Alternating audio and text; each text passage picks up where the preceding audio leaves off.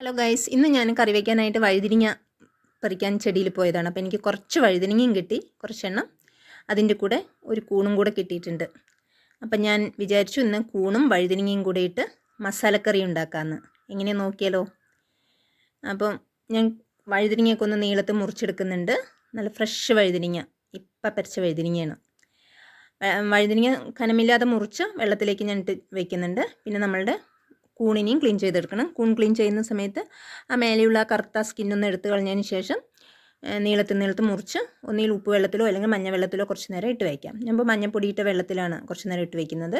പിന്നെ നമ്മളുടെ സവാളനെയും കൂടെ നീളത്തിൽ മുറിച്ചെടുക്കാം. സവാളയും ഇതെല്ലാം മുറിച്ചതിന് ശേഷം നമുക്ക് ചീനിച്ചട്ടി വയ്ക്കാം.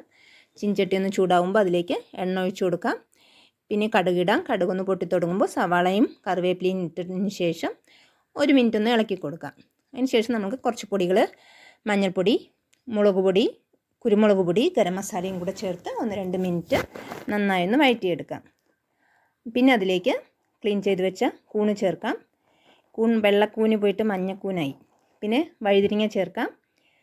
എല്ലാം ചേർത്ത് നന്നായി ഒന്ന് ഇളക്കി യോജിപ്പിച്ചതിന് ശേഷം അടച്ച് വെച്ച് വേവിച്ചെടുക്കണം. സിമ്മിലിട്ട് കുറച്ച് നേരം അടച്ച് വെച്ച് വേവിക്കാം. ഇടയ്ക്കൊന്ന് തുറന്ന് ഇളക്കി ഉപ്പെല്ലാം പോരെങ്കിൽ ഉപ്പൊക്കെ ഇട്ട് കൊടുത്ത് വീണ്ടും അടച്ച് വെച്ച് നമുക്ക് നല്ല ഡ്രൈ ആയിട്ട് എടുത്ത നമ്മളുടെ ടേസ്റ്റിയായ മസാലക്കറി റെഡി. താങ്ക്